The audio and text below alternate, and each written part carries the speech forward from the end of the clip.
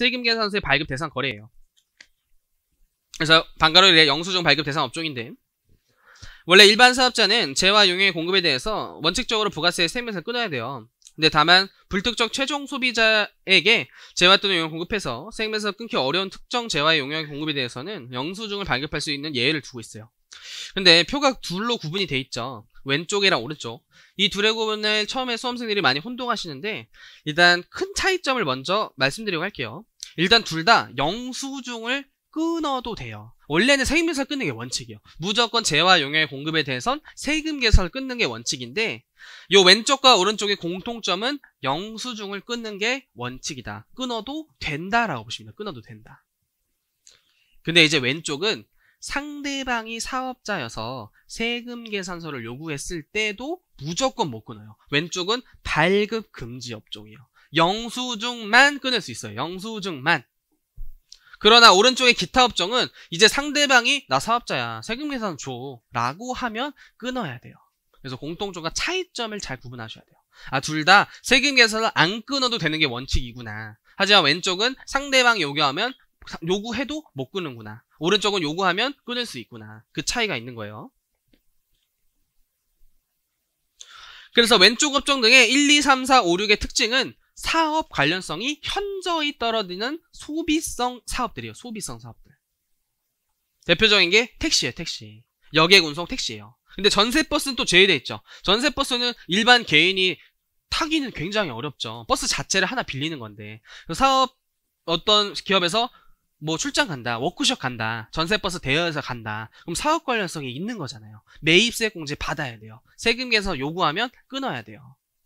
근데 택시는 저 사업자예요, 세금에서 끊어주세요. 못 끊는다는 거예요. 왜냐면 그게 개인 목적인지 사업 목적인지 확인하는 길이 너무 어렵다. 그래서 발급 금지 업종이에요. 발급 금지 업종. 심지어 이번에 목욕탕, 이발소, 미용실, 일단 너무 힘들어요. 야근 많이 했어요. 이제 찜질만 갈 수 있죠. 그리고 아침에 이제 머리가 산발이에요. 이발할 수 있죠. 사업가 할 수 있지만 내가 개인으로서 목욕을 했는지 또 개인으로서 머리 잘랐는지 확인한 길이 어렵다. 무조건 영수증만 끊어야 된다는 거예요. 왜냐면 매입세 공제 받으면 안 되니까. 이런 걸로 공제 받으면 안 되겠죠. 그 다음 4번에 성형수술하고 매입세 공제하면 큰일 난다. 근데 그래도 사업 관련성 있는 업종이 있어요. 연예인 같은 경우에는 좀 성형수술이 사업 관련성이 있을 수 있다고 볼 수도 있겠죠. 하지만 안 된다는 거예요. 그게. 그래서 영수증만 끊어야 되고 세금에서 못 끊어요. 그 다음 5번에 애완동물 진료받고 세금에서 끊어서 매입세 공제하면 안 된다. 자동차 운전하는 거 마찬가지, 춤학원도 마찬가지. 무슨 방탄소년단 백댄서가 아닌 이상 뭐 춤추고 매입세 공제 받는 자체가 말이 안 된다는 거예요. 그래서 1번부터 6번 업종을 좀 잘 외우셔야 돼. 얘는 꼭 암기하자. 그래서 특징 보시면 공급받는 자가 요구해도 절대로 세금계산서를 발급할 수 없는 업종이에요. 근데 여기가 좀 까다로운 건 예외가 있다는 거예요. 예외. 이거 자체가 좀 예외인데 예외에 예외가 또 존재를 해요.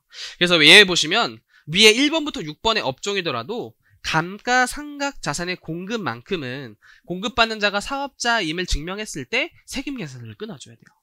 대표적인 게 택시에 뭐 자동차예요. 그럼 자동차라든지 아니면 택시 회사의 건물이 택시 회사의 건물. 그런 건물은 이제 사업에 쓸 수 있겠죠. 그래서 그때는 매입세 공제 받아야 되기 때문에 세금계산서를 아주 예외적으로 끊는 거예요. 아니면 이제 목욕탕에 관련된 각종 그런 엄청 큰 설비들이에요. 감가상각 자산. 목욕탕의 그 탕이에요. 탕. 그런 것들 개인으로 쓰긴 또 너무 어렵죠. 탕을 집에다 놔서 그걸 다시 목욕탕으로 쓸 확률이 높기 때문에 사업자가 사업자 등록증을 요구했을 땐 세금에서 또 끊을 수 있는 예외가 있어요. 예외가. 감가상각 자산일 때. 감가상각 자산일 때. 극장이다. 극장에 있는 관련 뭐 의자 이런 거를 한 큐로 다 판다. 그러면 그건 사업 관련성 있다. 매입세 공제 받을 수 있다예요.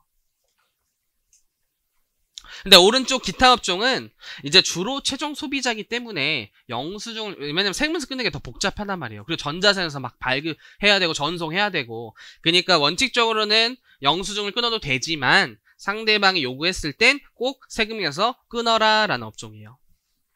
그래서 업종들 보시면 전세버스업, 그 다음에 소매업, 음식점업, 숙박업도 오른쪽에 들어가요. 숙박업, 호텔 같은 거 묵는 거.